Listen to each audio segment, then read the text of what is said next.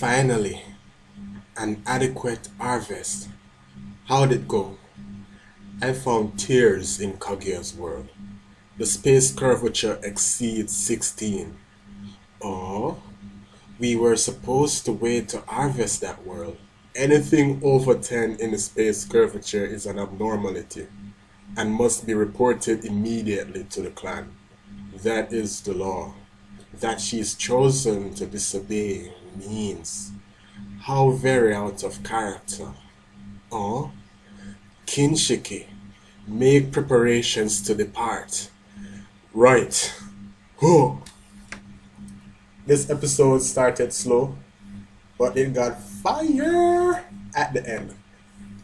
I want you to take time and watch this entire review because what I'll be doing, I'll be telling you exactly where we're headed going forward. I've done the spoilers for the episodes going forward, and given what we've seen with Momoshiki and Kinshiki right now, I know exactly where this is headed, and I'm telling you guys, Boruto is about to get hype. It's about to get crazy.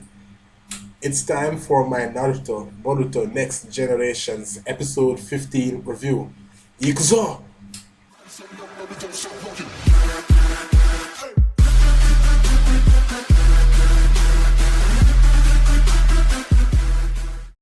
Alright guys, on the surface of it, at the very beginning, I was thinking to myself, you know what?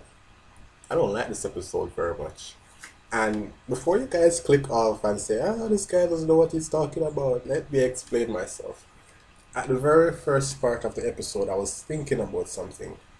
Remember in the Boruto movie where they had Sasuke and Momoshiki and Kinshiki? That's Naruto, Boruto, the movie. Yeah.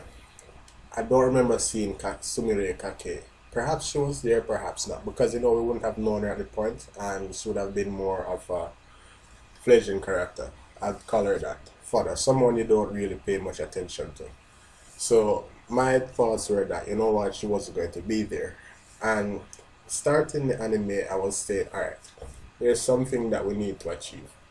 We need to find a way for Sumire to leave and have Boruto agree with it. Right? That's the problem here. And I never liked the way the adults were talking about it because at first Shina Sensei was saying that, you know what? She's my student, I'll go visit her, that's my duty, and I want her to stay, I'll take her under my wings. And then when he went to talk to her, he never said that to her. Instead, he was saying that, you know what, if you want to leave, it's fine, I can let you leave. I have somewhere I can let you stay outside the village. He never mentioned to her that, you know what, I want you to stay. And when Boruto said, asked to talk to Naruto about the situation, Naruto never gave him the impression that, you know what, I'm going to try to let her stay. So, I never liked the way the episode was going because I was like, this doesn't seem like they're going to try to let her stay even though they're saying it. So it's like there are two faces being shown here. And then, the big reveal came and she stayed and was like, oh, right, yeah, this, was a good moment. And there was a moment in that scene that I really liked when she was being greeted by everyone and she looked over and she saw Boruto standing by himself. It reminded me a bit of Naruto. Remember when Naruto was younger and never had many friends and Sasuke was a cool kid, but Sasuke would still notice Naruto sitting by himself? Yeah, it was similar to that, or something similar to Lady Hinata, when her family would be giving her attention and she would want to spend time with Naruto, but she couldn't do it. She wasn't able to for various reasons, including being shy and her family stopping her. And Naruto would be by himself on that swing. I'm telling you guys, Jesus, that swing is the saddest part of my childhood. And I wasn't the one sitting on it. So we're done with what I never liked about the anime, The first part, the first 7, 8, or perhaps 10 minutes at most. Now, shit got real. I have to admit, I thought that Sarada was going to be on Boruto's team, but she wasn't. And then, they got Metal League. But, guys, I like what I saw here because guess what? Each team that was formed at this stage, they have some information on each other. Being that they were friends and stuff, and being that they were on teams before, so they know each other's strengths and weakness.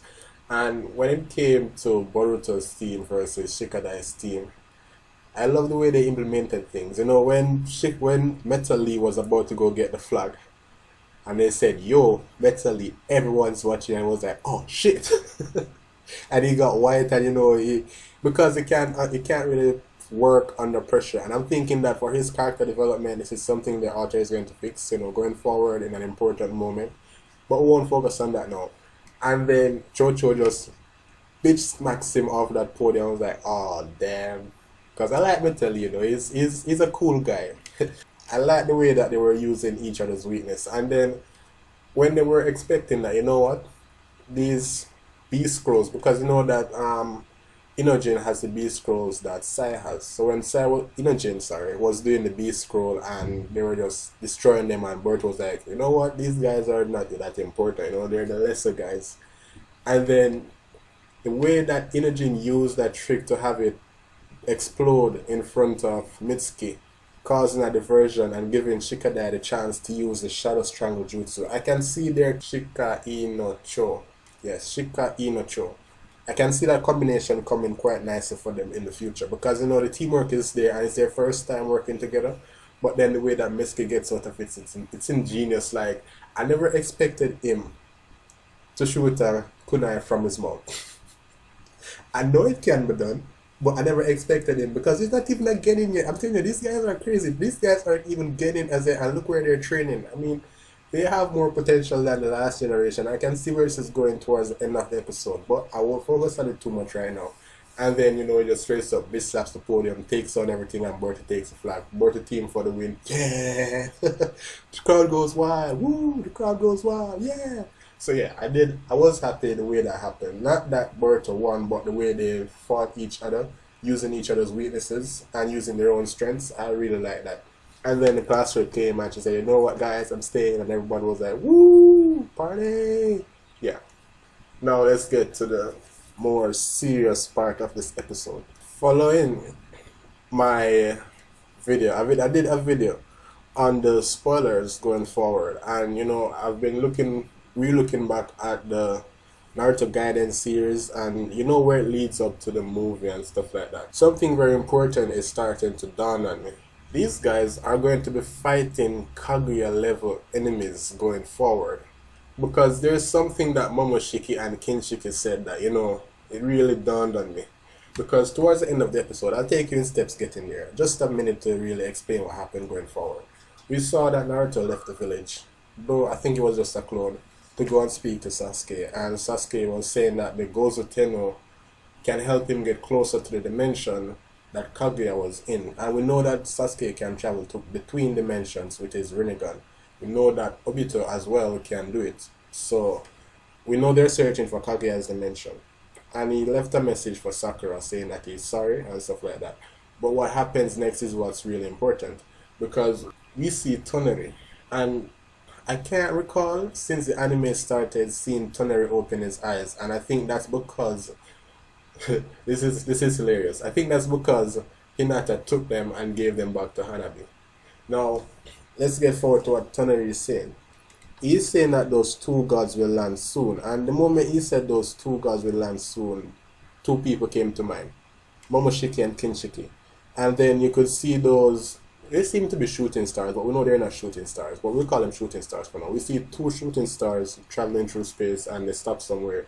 And yes, there they were, Momoshiki and Kinshiki. Now they're saying that they need to visit Earth where Kaguya was, because it's an anomaly, because we're at level 16 and anything over level 10 is an anomaly. And given that Kaguya would willingly break the rules is something to behold. Now, remember the way that Kaguya came to Earth. We did see her, you know, she was like a goddess. She just appeared on Earth. So we can expect that she came from the very same clan that they were talking to. They say you have to report to the clan any abnormalities like that. So we know where Kaguya came from. She was also the same clan as Momoshiki and Kinshiki. And there's similar traits between them and Toneri, the Osutsuki. Actually, that is the clan Osutsuki.